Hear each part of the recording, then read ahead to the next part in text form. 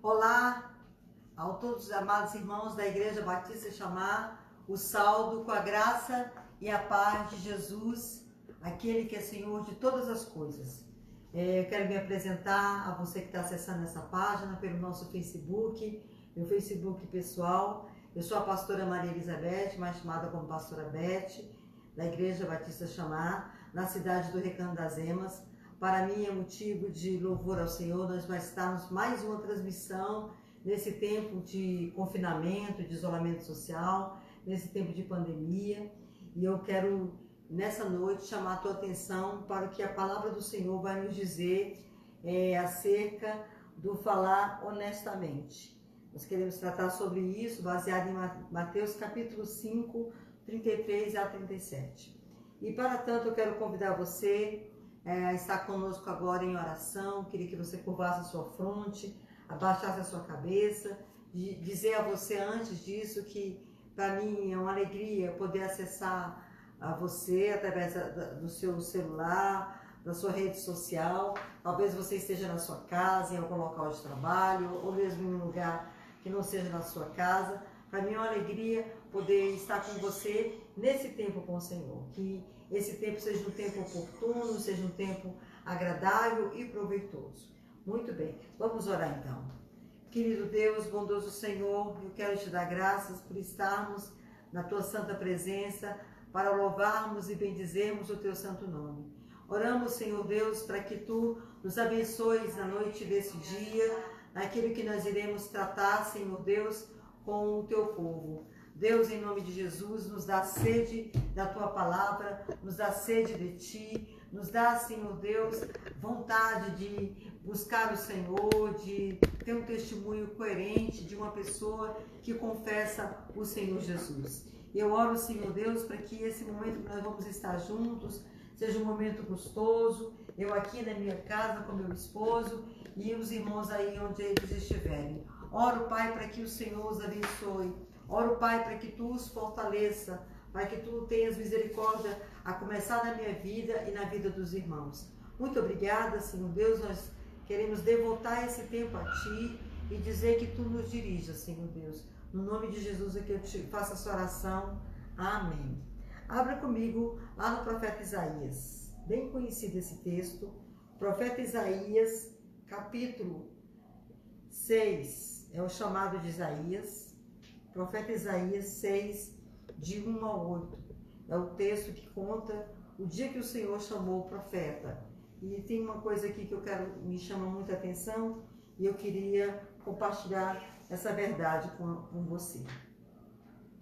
Isaías 6, de 1 a 8, diz o seguinte: No ano da morte do rei Uzias, vi o Senhor assentado sobre um alto e sublime trono, e as abas de suas vestes enchiam o templo. Serafins estavam por cima dele, cada um tinha 6 asas, com 2 cobriam o rosto, com 2 cobriam seus pés e com 2 voavam. E clamavam uns para os outros, dizendo: Santo, Santo, Santo é o Senhor dos exércitos, toda a terra está cheia da sua glória. As bases do limiar se moviam à voz do que clamava, e a casa se encheu de fumaça.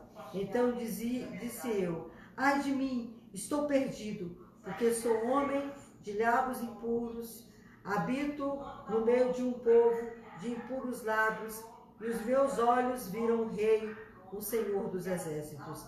Então um dos serafins voou para mim, trazendo na mão uma brasa viva que tirara do altar com a tenaz. Com a brasa tocou a minha boca e disse: Eis que ela tocou os teus lábios, a tua iniquidade foi tirada e perdoado o teu pecado. Depois disso, ouvi a voz do Senhor que dizia: A quem enviarei? E quem há de ir por nós? Disse eu: Eis-me aqui, envia-me a mim. Esse texto conta o dia que o Senhor chamou o profeta Isaías, o profeta palaciano, o grande homem de Deus que devotou toda a sua vida ao Senhor. E quando a gente fala de alguém que devota a sua vida ao Senhor, a gente fala de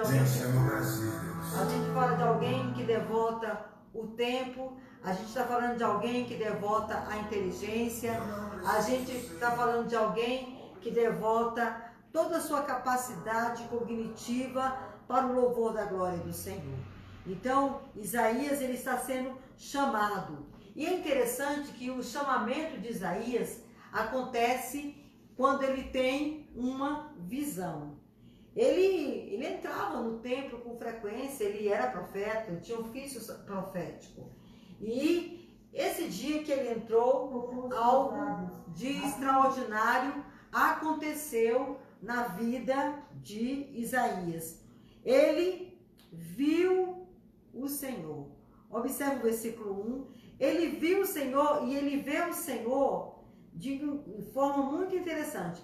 Ele vê o Senhor assentado num lugar alto, um lugar de que governa, que tem visão e percepção. O trono é sublime e ele vê o Senhor. Irmãos, nós aprendemos aí que o Senhor está sobre tudo, que o Senhor está sobre todos, que o Senhor governa. Se o Senhor está assentado, é porque ele tem o domínio e o controle de tudo. E ele ficou maravilhado porque, versículo 2, agora eu estou me reportando, não é a pregação, é só uma reflexão. Ele viu serafins que voavam.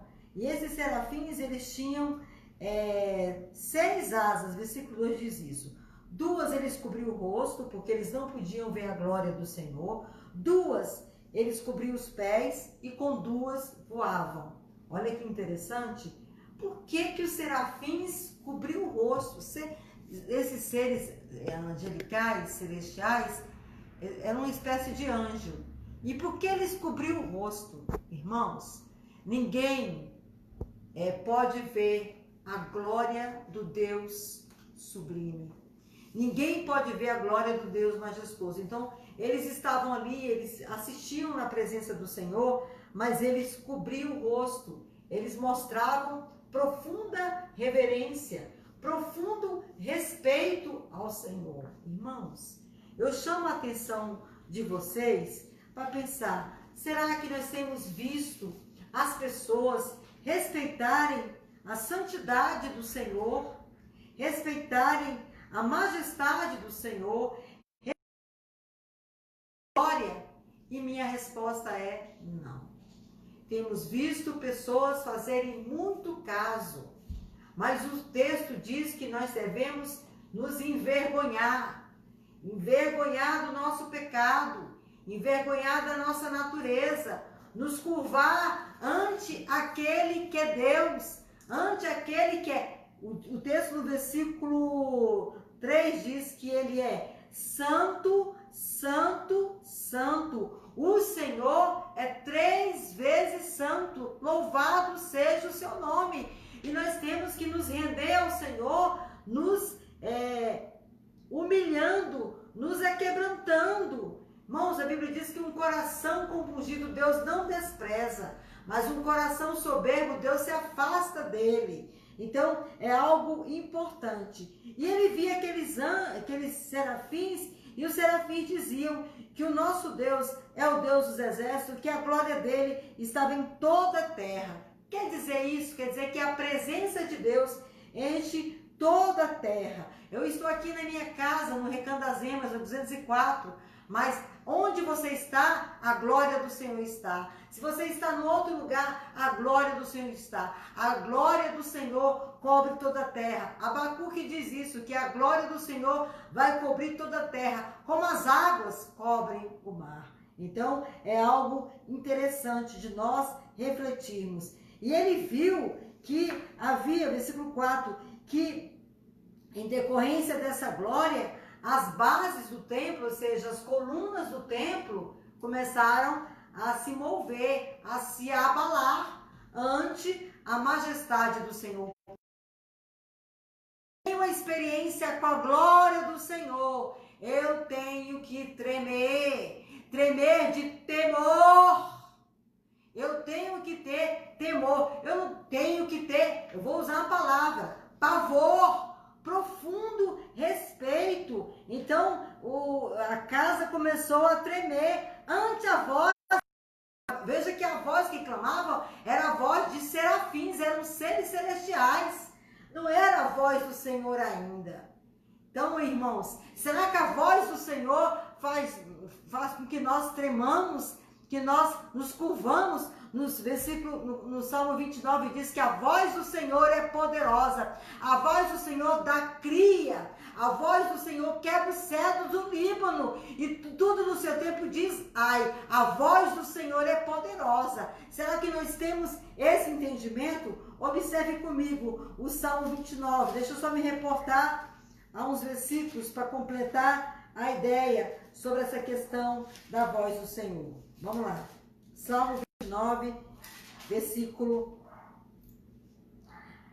3. Do 3. Ouve-se a voz do Senhor sobre as águas, troveja o Deus da glória, o Senhor está sobre as muitas águas, a voz do Senhor é poderosa, a voz do Senhor é cheia de majestade, a voz do Senhor quebra os cedros do Líbano, sim, o Senhor despedaça os cedros do Líbano, ele os faz saltar como o bezerro e o lírio sirion como os bois selvagens, a voz do Senhor despede chama de fogo, o Senhor faz tremer o deserto, olha só, a voz do Senhor abala o deserto, até o grande deserto de Gaze, a voz do Senhor faz dar cria às coças, amém? Olha que voz poderosa é a voz do Senhor, irmãos, e nós temos que tremer ante a voz do Senhor, quando os serafins falavam, Isaías contemplou, a sensação que ele teve é que aqueles limiar, aquela base ali do templo é como se tivesse e fosse acontecer um terremoto. Foi essa sensação que ele teve, mas estava acontecendo o que em Isaías? Um profundo aquebrantamento, a presença de Deus tem que nos trazer essas coisas, nós temos que temer. E aí no versículo 5, que é o versículo que eu quero pensar, o que a glória do Senhor faz conosco? Se eu fosse chamar esse sermão, eu daria o seguinte sermão, o que a glória de Deus faz comigo? E aí o texto está dizendo o que essa glória faz comigo. O versículo 5 diz, então disse eu, ai de mim.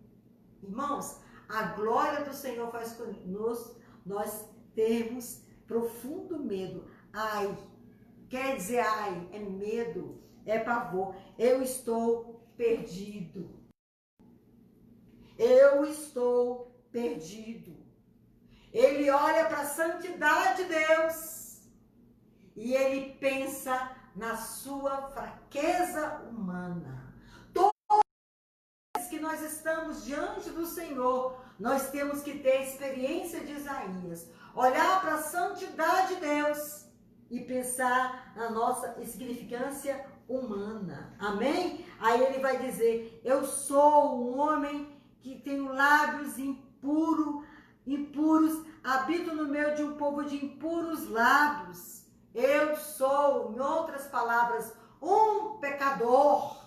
Eu sou um homem puro. Eu sou um homem sujo. Ai de mim, eu estou perdido. A glória de Deus faz conosco. Nós reconhecemos a nossa insignificância, a nossa fraqueza, o nosso pecado. Quão pequeno nós somos. A glória de Deus faz nós olharmos para dentro de nós. Irmãos, você muitas vezes está olhando para o outro, está apontando para o outro, está julgando o outro. A glória de Deus tem que fazer eu e você olharmos para dentro de nós, olharmos para o nosso pecado. Isaías vai dizer de onde vinha o pecado. O pecado de Isaías visa o fruto dos seus pensamentos. A glória de Deus tem que fazer isso conosco. Se a glória de Deus, se nós estamos indo na igreja, se nós oramos, se nós lemos a Bíblia, mas isso não está acontecendo, eu tenho que me questionar. Eu tenho que me questionar. Eu tenho que morrer. Morrer a velha criatura. Morrer a velha natureza, morrer o velho homem, para que o novo viva para a glória de Deus. O que a glória de Deus fez com você? O que a glória de Deus tem que fazer comigo? E eu estou pensando em mim mesma.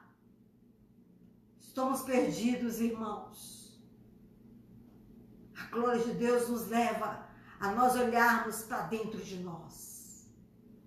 Reconhecermos nossa pequenez e lembrarmos da grandeza, santidade, majestade, glória do Senhor. É com essas palavras que eu quero abrir esse culto da quarta da palavra nessa noite. E eu oro sinceramente para que você seja abençoado. Vamos cantar a canção do Davi Sasser. Como é que é o nome? Não?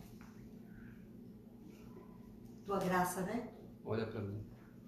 Olha para mim. Que olha para mim, não. Tua graça me basta. Tua graça me basta, Davi Sasser. E eu queria que você adorasse ao Senhor conosco.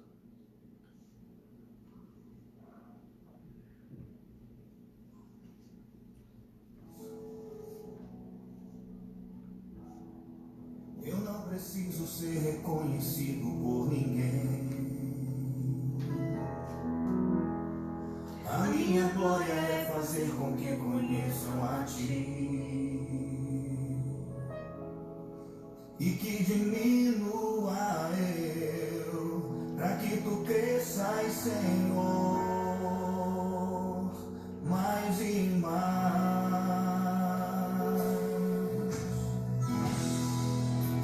Serafins que cobrem o rosto ante a Ti, escondo o rosto para que vejam Tua face em mim e que diminua eu, para que Tu cresças, Senhor, mais e mais, o Santo dos Santos.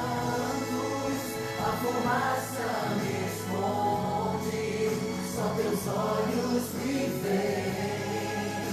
Debaixo de Tuas asas é o meu abrigo, meu lugar secreto. Só Tua graça me basta, Tua presença é meu prazer. Glória ao Teu nome, meu Deus. Glória seja o Senhor. Eu não preciso ser reconhecido por ninguém. Que glória é isso? Eu não preciso ser reconhecido por ninguém. A minha glória é fazer com que conheçam a Ti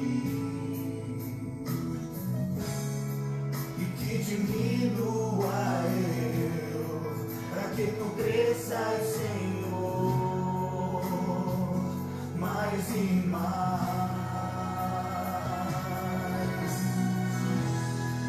E como serafins que cobrem o rosto ante a Ti, escondo o rosto para que vejam Tua face em mim e que diminua eu, para que Tu cresças, Senhor, mais e mais. O Santo dos Santos, a fumaça me esconde, só Teus olhos me veem. Debaixo de Tuas asas é o meu abrigo, meu lugar secreto. Só Tua graça me basta, Tua presença é meu prazer. No Santo dos Santos, a fumaça me esconde, só Teus olhos me veem.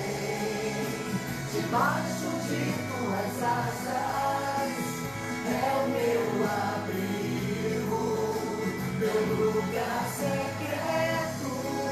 Só Tua graça me basta, Tua presença é meu prazer. Precisamos da Tua graça, Senhor. Precisamos da Tua unção, Senhor. Precisamos ser tocados, Senhor Deus, pela Tua tua presença, tocados pela tua glória, fortalecidos em ti, Senhor. Ó Deus, faz essas coisas esses dias, no nome de Jesus. Glória ao teu nome. Glória seja dada ao teu santo e excelso nome. Santos, santos, a fumaça me esconde, só teus olhos me veem. Debaixo de tuas asas é meu abrigo, meu lugar secreto. Só tua graça me basta, tua presença é meu prazer. Deus seja o teu deleite, Deus seja a tua alegria, Ele seja a tua força. Queremos o Senhor em nós.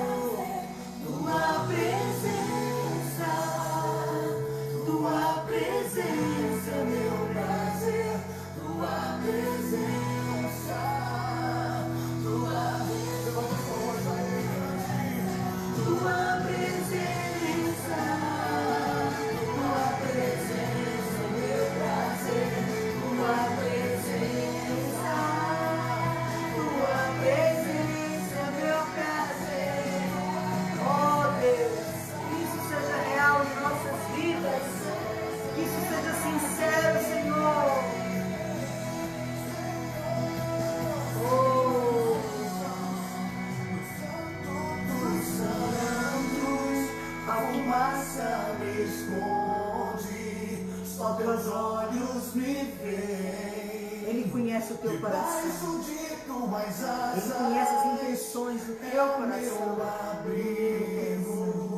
Meu lugar secreto, só tua graça me basta, em tua presença é o meu prazer. Só tua graça me basta, em tua presença é o meu prazer.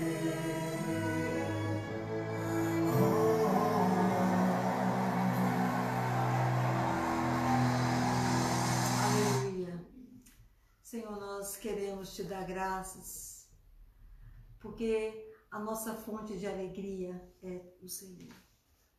A nossa fonte de contentamento é o Senhor. Senhor, se temos honra, está no Senhor. Se temos alguma coisa, Senhor Deus, em nós que atrai as pessoas, é a tua bondade em nós. E eu quero te dar graças, meu Pai, porque nós queremos viver essa canção que acabamos de cantar. Queremos viver intensamente em nossas vidas. Ó Senhor Deus, nós queremos nos debruçar ante ao Senhor, nos curvar ante a tua santidade, dizendo que santo, santo, santo é o nome do Senhor. Ó Deus, que assim como a tua majestade fez tremer o templo, Senhor Deus, faça tremer as nossas estruturas, Senhor. As estruturas que muitas vezes nos afastam de ti, Senhor Deus. As estruturas de incredulidade, Senhor Deus. As estruturas de resistência, Senhor Deus. As estruturas da minha visão, da minha percepção, essas estruturas do meu ego, Senhor Deus. Quebra, Senhor Deus, essas estruturas, que nós tenhamos, Senhor Deus, as tuas estruturas, Senhor Deus, que nós sejamos cheios da tua graça, cheios do teu poder, até que nada mais reste que não seja o Senhor em nós. Até que nada mais reste. Nos enche, Senhor Deus, essa graça. Nos enche, Senhor Deus, este amor. Nos enche dessa glória, Senhor. Nós somos o teu povo, o povo que se chama pelo teu nome. Acode-nos, socorre-nos, tenhas misericórdia de nós. Eu te peço, Senhor, que Tu abençoes agora o ministério de estudo da Tua palavra. Eu te peço que Tu abras a nossa mente, o nosso entendimento, para compreender as verdades que o próprio Jesus disse a nós. Em nome do Teu Filho Jesus, é que eu te agradeço. Amém. O Diogo teve um carinho aqui, obrigada, viu, meu amor? De pedir aqui, passar o nome dos irmãos, e eu vou dar uma saudação bem carinhosa, porque nós estamos operando com 2 celulares, e nós queremos então mandar um cumprimento muito especial a esses amados irmãos. Hoje a gente tem um grupo gostoso de pessoas aqui. Vamos lá. Querida irmã Márcia Oliveira, que o Senhor te abençoe, que o Senhor te visite, aleluia. Irmã Josi Alves, que Deus esteja também abençoando a você, o seu marido, irmão William, e as suas filhas. Flaviana, minha querida, que o Senhor te abençoe também. Obrigada pelo carinho. Irmão Josué Matias, oi irmão Josué, estou com saudade do irmão, estou com saudade da sua esposa, da sua casa. Que Deus também visite a vida de vocês. Irmã Francine, nosso abraço também à senhora. Daniel Evangelista, querido Daniel, que o Senhor te abençoe também, que o Senhor te visite. Nós queremos mandar um cumprimento bem carinhoso à irmã Jusileia, que Deus visite a sua vida, Jussi. Meu primo Vicente de Paulo, lá de Macaraú, casado com Flaviana, que o Senhor também abençoe a sua vida, Vicente. Franceide, irmão Franceide, querido, que Deus abençoe a sua vida e toda a sua casa, no nome de Jesus. Irmã Gisele Mota, obrigada por estar conosco também, irmã Gisele, que Deus te abençoe.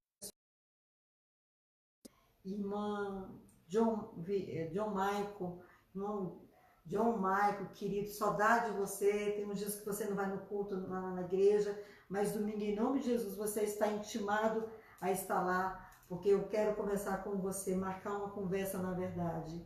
E também o Giovanni Araújo, que Deus visite a sua vida, Giovanni, com toda sorte e bênção.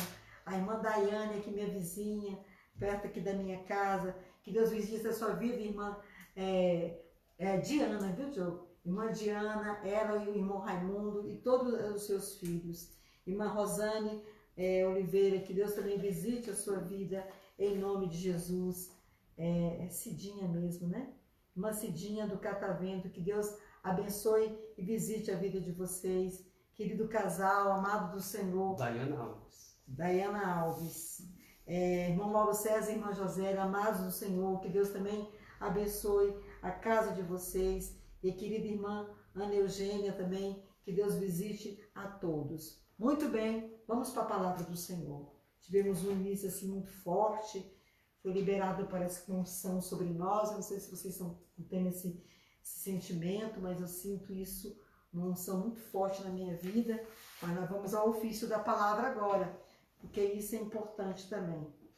A grande questão que a gente vê, irmãos, nos movimentos pentecostais, eu creio nos dons espirituais, eu creio no mover do Espírito, eu sou fruto desse mover, mas eu já assisti cultos que teve um mover muito grande no início da minha fé, e aí eu vi o pregador chegar lá na frente da igreja e falar, não precisa pregar mais não. Irmãos, precisa. A palavra tem que ser exposta, a palavra tem que ser anunciada, tem que ser, a palavra tem que ter um momento importante no culto, e eu sou bem cuidadosa sobre isso. Abre em Mateus, capítulo 5, nós estamos estudando a mensagem do Sermão do Monte do Senhor Jesus, que se encontra em Mateus, capítulo 5, versículo 33 a 37. Dos juramentos. Mateus 5, 33 a 37. Também ouviste que foi dito aos antigos, não jurarás falso, mas cumprirás rigorosamente para com o Senhor os teus juramentos. Eu, porém, vos digo, de modo algum jureis, nem pelo céu, por ser o trono de Deus, nem pela terra, por ser estrada de seus pés, nem por Jerusalém, por ser cidade do grande rei. Nem jureis pela tua cabeça, porque não podes tornar um cabelo branco ou preto. Seja, porém, a tua palavra, sim, sim, não, não. O que disso passar vem do maligno. Amém? Um texto profundo, um texto difícil, mas nós vamos falar esse texto que foi estudado hoje por mim e com certeza Deus vai falar, vai usar de misericórdia para com a sua palavra e para conosco também. Esse texto aqui, se nós fôssemos dar um título para esse texto, de Mateus capítulo 5, 33 a 37, que título você daria? O título que eu pensei foi o modo de falar honesto e responsável. O cristão, ele tem que ter honestidade no falar e responsabilidade no falar. É muito importante, nós vivemos um tempo que as palavras caíram em desuso. É tanto que a palavra do homem caiu em desuso, que hoje em dia, quando você fecha um negócio, não basta mais sua palavra, eu vou pagar. Você tem que assinar um contrato, você tem que assinar um documento, ir no cartório que vai chancelar, ou seja, vai ser testemunha daquele negócio ali que está sendo feito entre as partes. E se uma das partes que diz que ia honrar, não honrar, sabe o que acontece? Alguém que não cumpriu é punido. Tão sério que ficou cair o uso da palavra. As pessoas têm usado as palavras com irresponsabilidade, com desonestidade. E quando Jesus termina esse texto, no versículo 37, ele vai dizer: seja então a tua palavra sim, sim, não, não. O que passar disso vem do maligno. Porque quem é que mente? Quem é que é desonesto e irresponsável com as palavras? Satanás. Ele é ardiloso, ele é mentiroso. Mas nós, irmãos, nós que somos filhos de Deus, não podemos ter palavras vacilantes dentro de nós. Eu estou aqui anunciando a palavra e começo a mentir, isso está certo? É claro que não. Não convém ao filho da luz ter obra de trevas. Não convém ao filho de Deus agir como se fosse filho das trevas, filho de Satanás. O nosso proceder é sim, sim. E esse sim, sim agrada a Deus. E quando é não, é não. É isso que Jesus está dizendo. Então, nós vamos tratar então da honestidade e a responsabilidade das palavras dos filhos de Deus. Por quê? Estudando, a gente descobre que os rabinos, eles usavam de certos macetes para o juramento diante de Deus. Eu prometi, mas não foi bem isso, Deus, que eu prometi. E os rabinos justificavam isso, mas na frente a gente vai estar colocando. E isso é uma questão muito séria. E a gente quer tratar disso, porque o Senhor Jesus, se nós pegarmos, irmãos, Jesus foi absolutamente honesto, coerente e correto com as palavras que saíam da sua boca. Lá no Salmo 19, na parte final do Salmo 19, acho que é a partir do versículo 10, que as palavras da minha boca e o meditar do meu coração sejam agradáveis diante do Senhor.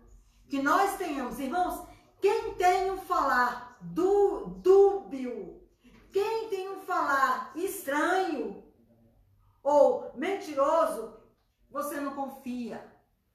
Você não confia, você fica confuso. Como pode a pessoa agir assim? Na verdade, o que os rabinos faziam era um desvio das escrituras do Velho Testamento, a fim de as tornarem mais fácil de serem obedecidas. Eles achavam que o que estava escrito era muito difícil, então eles tinham que dar um jeito, um arrumado, um organizado segundo para eles, para os seus seguidores poderem entrar. Necessário se faz o exame correto da lei mosaica, depois a distorção farisaica e finalmente as pertinentes aplicação da lei sabedoria. Então a gente tem que conhecer um pouco da lei. Depois a gente vai pensar nas distorções. Então nosso pensamento está trabalhado da seguinte ideia: a gente vai falar um pouquinho sobre a questão da lei, depois a distorção e finalmente as pertinentes aplicações que o Senhor nos dá para nós, os seus seguidores. Observe o versículo 33. Não está escrito assim, mas é mais ou menos a tradução. Também ouviste que foi dito aos antigos: não jurarás falso, mas cumprirás rigorosamente para com o Senhor os teus juramentos. Na verdade, essa citação não está com exatidão escrito dessa forma. Olha o versículo 33. Também ouviste que foi dito aos antigos: não jurarás falso, mas cumprirás rigorosamente para com o Senhor os teus juramentos. Deus aguardava que prometiam algo para Deus, aqueles que juravam que essas pessoas cumprissem. Era o mínimo que se pede de alguém que faz um contrato, que cumpra o contrato, que cumpra aquilo que foi falado. Amém? É a questão dos votos e juramentos. A lei exigia seu total cumprimento. A lei está errada de querer que ela seja cabalmente cumprida? Não! A lei não era ruim, a lei não era má, a lei não era perversa. A grande questão é o coração humano que deturpa e troca as coisas. Amém? E tais votos são juramentos que a pessoa invoca a Deus como testemunha e cumpre, e aí a pessoa faz essa deturpação para que ela não receba a punição do Senhor. Isso era muito comum.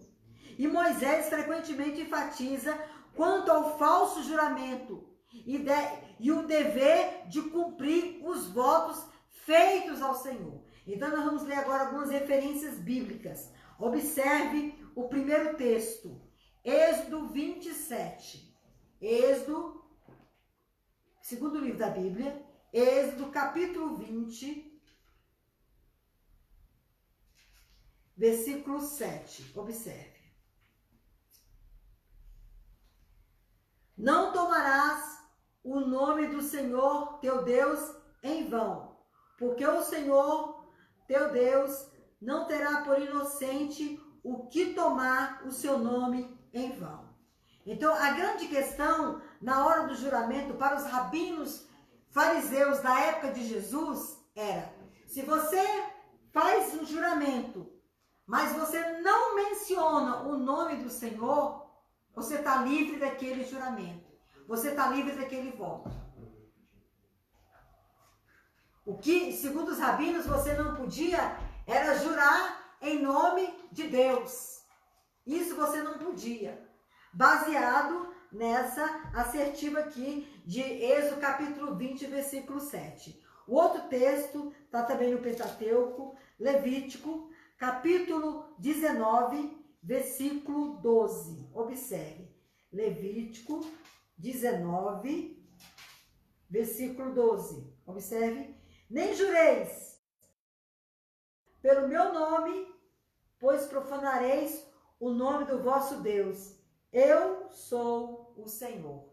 Então não podia jurar em nome do Senhor, porque você estava tomando o nome dele em vão. Eu estou só demonstrando o que a lei falava. Amém? Para você entender. O outro texto, Números, capítulo 30. Vai lá. Capítulo 30 de Números. Versículo de número 2. Observe.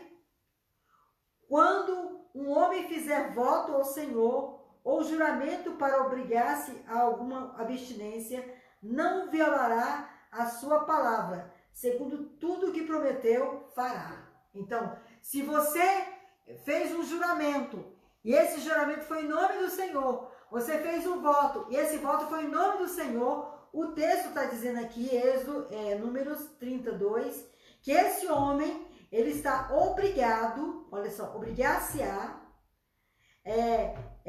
a cumprir essa palavra. Alguma abstinência, não violar, ele tem que cumprir. Então vamos pegar aqui um caso que a gente pode pensar. A pessoa faz um voto que ela nunca vai tomar vinho. Naquela época, tá? Pegar a cultura daquela época. Eu nunca vou tomar vinho. E aí ela ia para as festas, especialmente os casamentos, ela tinha que cumprir aquele voto. Ela fez o juramento em nome do Senhor, dentro do ritual do Senhor. Tá claro isso para você? Bom, o que acontece? Ela ficava obrigada a cumprir o que ela prometeu. Amém? Lembra de Sansão? Sansão era nazireu. Quando ele nasceu, foi feito uma espécie de consagração a ele. E ele não podia cortar cabelo, ele não podia tocar em morto, nazireu era assim, ele não podia ter relações com mulheres, etc. Sansão quebrou todos os votos que foram feitos por ele ser nazireu. É claro que foi feito quando ele era criança, mas ele foi ensinado. Ele violou, ele quebrou. Então, essa questão de você chegar para Deus, falar alguma coisa e você não cumprir, isso é muito grave. Amém? O outro texto é o 5º livro da Bíblia, Deuteronômio, capítulo 23, versículo de número 21. Deuteronômio 23, 21. Diz o seguinte: quando fizeres algum voto ao Senhor teu Deus, não tardarás em cumpri-lo, porque o Senhor teu Deus certamente o requererá de ti, em ti haverá pecado. Muito bem. Falou que vai fazer tal coisa para Deus e não faz, e se esquece.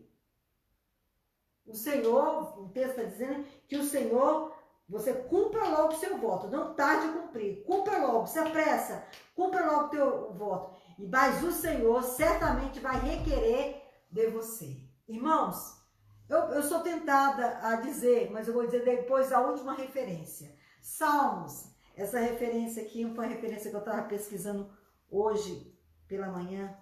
Salmo 116. Vê esse texto no meu coração, que eu gosto muito. Salmo 116. Observe, versículo 14 e 18. Olha o que diz. Salmo 116, 14. Cumprirei os meus votos ao Senhor, na presença de todo o seu povo. Então, se eu votar, eu vou então cumprir. E vou cumprir diante do povo como testemunha do Senhor. Está claro isso para você?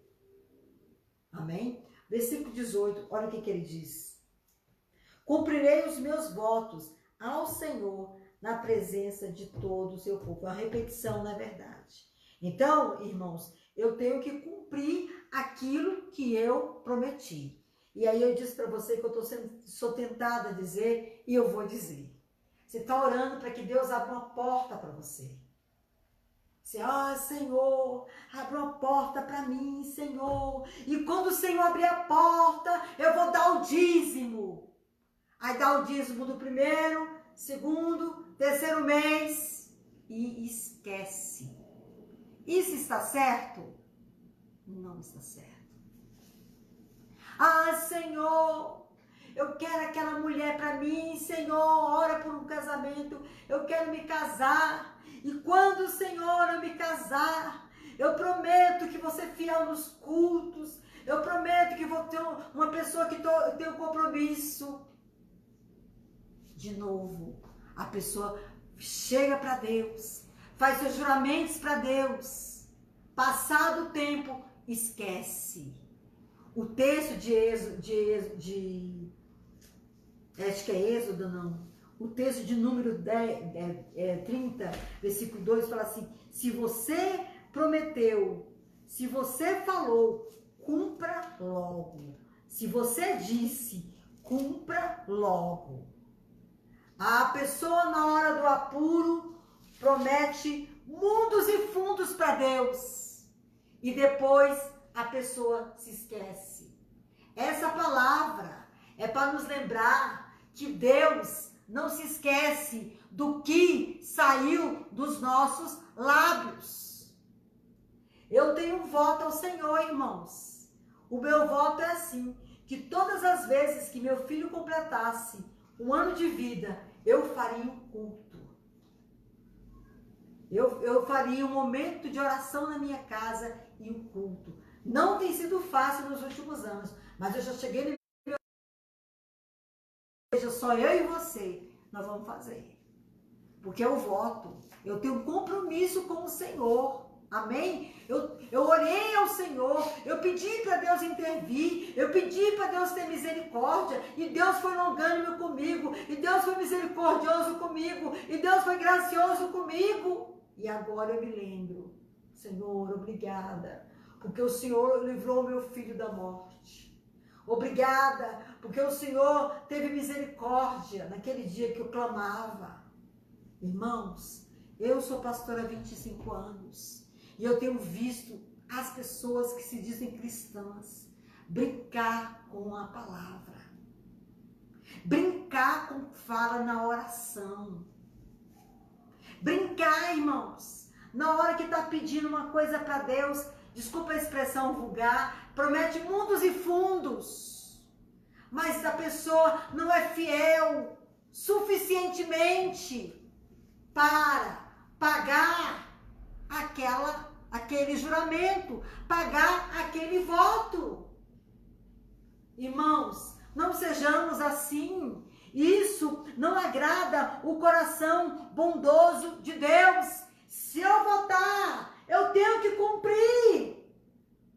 Em outras palavras, se eu prometer, eu tenho que cumprir. Se eu falar, Deus está acolhendo aquelas palavras.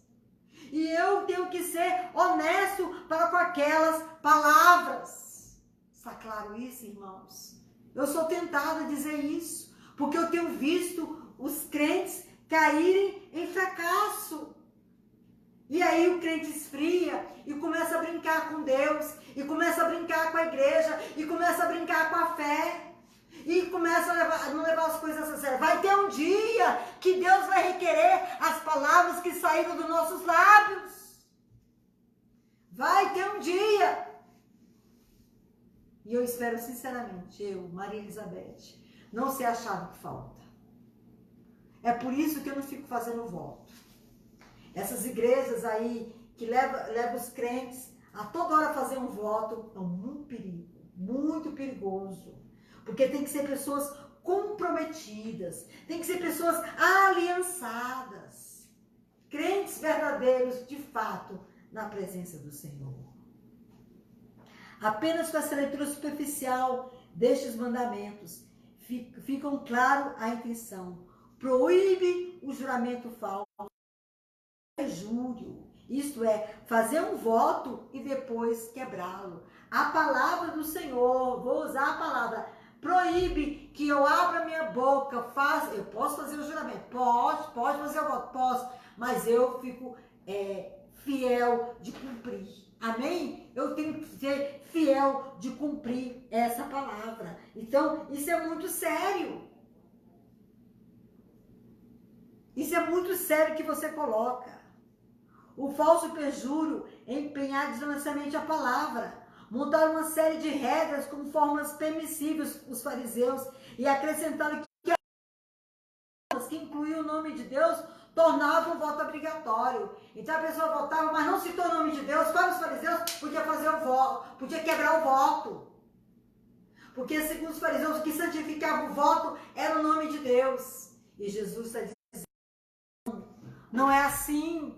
As coisas não são assim. Não havia necessidade de ser tão cuidadoso, diziam, sob a guarda de votos nas quais o nome de Deus não era usado.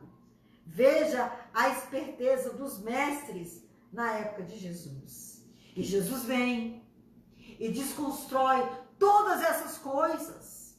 Jesus vem e anula todas essas coisas. Aleluia! Glória ao nome do Senhor. Os fariseus ensinavam de forma maliciosa que ninguém precisava ser tão cuidadoso. Diziam sobre a guarda de votos nas quais somente o nome de Deus fosse mencionado. Ou seja, o voto só se tornaria obrigatório se o nome de Deus fosse dito explicitamente na hora do voto, na hora do juramento. Eles ensinavam isso ao povo. Isso é ensinar malícia ao povo das coisas de Deus. E isso que é religião. Por isso que seguir a Jesus não é religião. Seguir Jesus é uma opção de vida. Depois que você tem uma experiência profunda de salvação, uma experiência com a cruz do Senhor, aleluia. Sobre essa sofisticada religião de cumprimento de normas e ritos, Jesus em seu magistral discurso de Mateus 23, vamos lá agora para Mateus 23, Mateus capítulo 23, observe. Jesus ele vai condenar, ele vai denunciar sobre os ais contra os fariseus, os quais ele chamou de guias de cego. E nós vamos nos reportar a Mateus 23, do 16 ao 22. Observe, Mateus 23, do 16 ao 22. Vós, guias cegos, que dizeis que jurar pelo santuário, isso é nada. Mas se alguém jurar pelo ouro do santuário, fica obrigado pelo que jurou. Insensatos e cegos, pois qual é maior, o ouro ou fica o ouro? E dizeis, quem jurar pelo altar, isso não é nada. Quem, porém, jurar pela oferta que está sobre o altar, fica obrigado pelo que jurou. Cegos, pois qual é maior, a oferta ou o altar que santifica a oferta? Portanto, quem jurar pelo altar, jura por ele e por tudo que está sobre ele. Quem jurar pelo santuário, jura por ele e por aquele que nele habita. Quem jurar pelo céu, jura pelo trono de Deus e por aquele trono que está assentado. Olha no versículo 16. Quem jurar pelo santuário não é nada, mas se jurar pelo ouro que tinha valor naquela época, aí era mais sério. Jesus chama os fariseus de permissivos, e eu chamaria os fariseus aqui de cobiçosos, de gananciosos, porque eles estão preocupados com o dinheiro, eles estão preocupados com o ouro depositado. E o Senhor fala assim, o altar é importante, não é só o ouro que está sobre o altar, porque o altar simboliza a presença de Deus, e é a presença de Deus que santifica o altar. Isso é muito sério. Eles estavam brincando, criando regras, e Jesus vai combater essas regras, Jesus vai no embate dessas regras. Irmãos, será que esse texto está longe do que acontece hoje em dia no mundo evangélico? Vocês têm acompanhado o que aconteceu na Angola? A Igreja Universal do Reino de Deus foi expulsa da Angola por pegar dinheiro, como é que chama? Sem declarar para o fisco angolano, sendo racista com aquele povo que é um povo africano, um povo negro. Misericórdia! Irmão, será que nós estamos longe? Essa semana foi presa a deputada federal pastora Flor de Lis, que mentiu, que disse que não fez nada, que não sei o que, que não sei o que. Agora tem provas. E aí? Vai continuar mentindo? Irmãos, nós estamos vivendo um tempo conturbado, que nós precisamos ter honestidade, prudência, cuidado nas palavras que saem da nossa boca. Pelas palavras da nossa boca nós seremos justificados ou nós seremos condenados, diz a palavra do Senhor. E nós temos que ter cuidado. Jesus, ele faz esse discurso de Mateus 23, espizinhando cada uma das valiosidades que eles tinham. E é algo de nós pensarmos.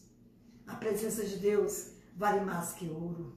A presença de Deus vale mais que dinheiro. A presença de Deus é a coisa mais importante que nós temos sobre nossa vida. Diga um amém, você que está na sua casa. Análise do versículo 34 a 37. Ele começa argumentando sobre a fórmula usada para se fazer votos e é totalmente irrelevante e particularmente que a diferença feita pelos fariseus entre a fórmula que menciona, Deus é aqueles que não o mencionam inteiramente artificial. Você fala assim, olha, essa religião de vocês aí é artificial, é superficial. E o encontro com Deus é algo muito maior. É algo que tem que gerar em nós mudanças. Não é porque você diz sangue de Jesus tem poder que você é crente. Não é porque você diz misericórdia que você é crente. Não é porque você diz aleluia que você é crente.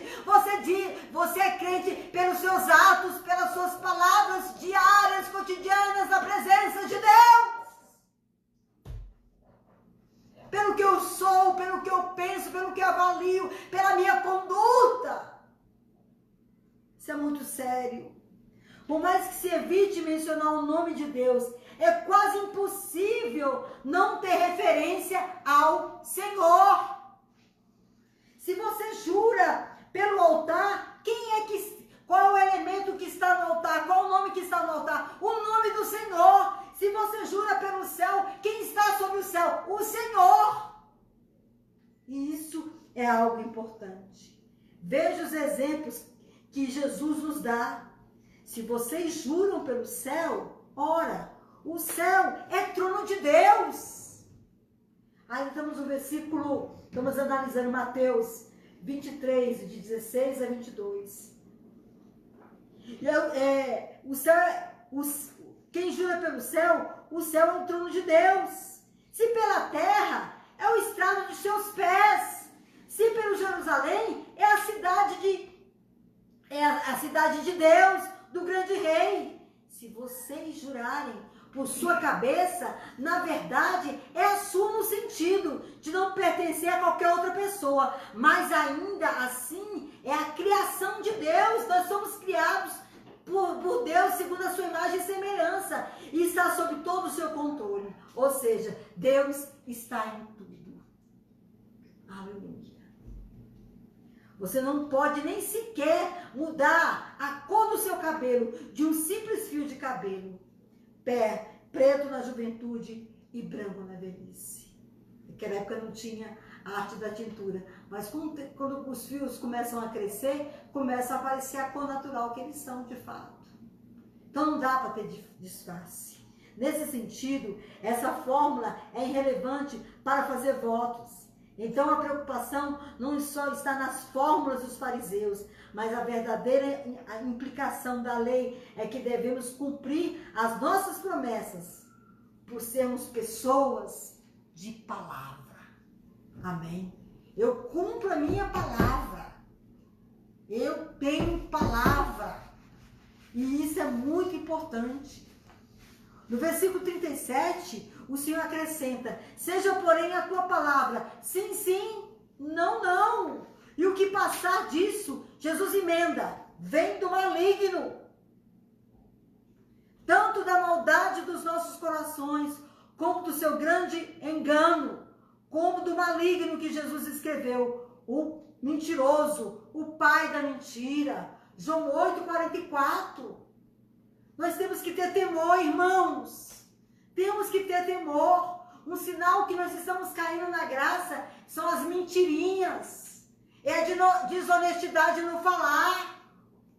Isso é uma questão pertinente. Eu vou ter que me reportar aqui ao texto que eu marquei, porque eu achei muito relevante o que o Dr. Stott escreveu, só que eu esqueci de citar a página, mas tá marcado aqui, eu vou ler. Na página 99 desse texto, ele vai falar uma coisa muito importante, observe. Duas perguntas podem surgir em nossas mentes a essa altura. Primeiro, se os juramentos são proibidos, por que Deus mesmo usou juramentos nas Escrituras? Porque, por exemplo, ele disse a Abraão, jurei por mim mesmo, que deveras te abençoarei. A isso creio que devemos responder que o propósito dos votos divinos não foi aumentar a sua credibilidade, considerando que Deus não é homem para que minta. Amém? Mas sim despertar e confiar a nossa fé. A falha que levou Deus a conceder com o nível humano não se deve a qualquer falsidade da parte dele, mas a nossa incredulidade. Então, quando fala assim, eu jurei pelo meu nome, eu estou aliançando, eu vou honrar essa minha palavra. É isso que o Senhor Deus queria dizer. Ele iria cumprir cabalmente o que saía da sua boca. Ele estava dando ênfase àquela palavra. Segunda coisa, em segundo lugar, se os juramentos ficam proibidos, essa proibição é absoluta? Por exemplo, deveriam os cristãos, a fim de serem coerentes em sua obediência, abster-se de jurar em qualquer declaração juramentada diante do oficial de justiça e testemunhar sobre o juramento num tribunal legal? Os anabatistas descendentes adotavam essa linha de comportamento. No século XVI, e a maioria dos Quakers ainda o faz ainda nos dias de hoje. Embora admiremos o seu desejo de não transigir, surge a questão: tal interpretação não é excessivamente literal? Afinal, nem mesmo Jesus, Mateus registra mais tarde, se recusou a responder. O principal dos sacerdotes o colocou sob juramento, dizendo: eu te conjuro pelo Deus vivo que digas se és o Cristo, o Filho de Deus. Jesus confessou que era, e mais tarde eles viram entronizá-lo à direita de Deus. O que Jesus enfatizou em seus ensinos não foi que os homens honestos não precisam recorrer a juramentos. Não, que eles devam recusar-se a prestar juramentos, se tal coisa for exigida por alguma necessidade externa. Então aqui tem os extremos. Então se não pode proibir o juramento, então porque Deus jurou? Aí eu estou explicando essa ênfase. Se é proibido o juramento, então eu não vou jurar. Falando assim, dos excessos. A grande questão são os excessos. A grande questão são os extremos, que muitas vezes nós vamos para lá, para um extremo muito grande, ou para cá, para um extremo difícil também. O que nós devemos ter é equilíbrio. E por fim, eu quero terminar. São quanto? 9 horas. Eu quero caminhar para o final, para dizer isso aqui. Na verdade, o que Jesus busca em toda a sua abordagem, e que enfatizou em seus ensinos, foi que os homens honestos não precisam recorrer a juramentos. Eles não devem recusar-se a prestar juramento se tal coisa for exigida por parte de alguma autoridade civil. Amém? Então, você é chamado para testemunhar sobre um fato que aconteceu, coloque sua mão sobre a Bíblia e jure, ou sobre a Constituição e jure. Agora, Jesus está dizendo, não é isso somente. O proceder dessa pessoa tem que ser um proceder probo, um proceder honesto, um proceder honroso. Irmãos, tem que ser assim. É isso que o nosso mestre, na noite do dia de hoje, está nos dizendo. Que nós temos esse proceder. Com esse proceder. E aqui fala-se de homens honestos. E eu vou falar de seguidores de Jesus. De mulheres e homens que um dia abraçaram a fé em Jesus Cristo. Vão ter um testemunho. Amém? A aplicação moderna não é difícil de se achar, pois os ensinos de Jesus são eternos. Amém? Na verdade, o que o Senhor Jesus requer de seus seguidores é que sejam fiéis, verdadeiros, em todo modo de viver. Eu acredito, meus irmãos, que a maior honra de uma pessoa é a sua palavra. É a sua palavra. Antigamente, os homens, e eu falo mais os homens, eram homens de palavra. Hoje em dia, irmãos, como as pessoas são faltosos na palavra, como as pessoas têm pecado na palavra, até juram mentindo. Esses dias eu vi um pregador que eu não acreditei. O cara tinha dito tanto absurdo que aconteceu com ele que eu falei assim, esse cara está mentindo horrores. Irmãos, não é assim. Não é bom que as coisas sejam assim. Eu vou terminar com a citação de Jesus. Mateus, capítulo 5, versículo 32, que já foi lido. Seja, porém, a tua palavra, sim, sim, não, não. O que passar disso, vem no maligno. Que essas sejam as palavras do nosso coração. Palavras coerentes. Palavras que agradam a Deus. Amém? Isso tudo, Diogo. Irmã, você está conosco nessa noite. Que Deus abençoe. Francisco Fábio, Deus abençoe sua vida também, querido. É o Nonato? Nonato, que honra, meu irmão. A paz do Senhor. Que Deus abençoe sua vida. Que bênção você estar conosco. Carolzinha, Carol. Que Deus visite a sua vida também, minha filha. Maria José, que Deus te abençoe com toda sorte e bênção, alegria você está conosco. Irmã Adília, uma bênção, aleluia. Mira, minha amada do Pai, que Deus te abençoe. Irmã Deusa, que Deus te abençoe. Orlando Bezerra, que Deus visite a sua vida. E querida irmã Glória, e toda a sua casa, que Deus visite a sua vida, irmã Glória, com toda sorte e bênção. Então, essa é a palavra de hoje.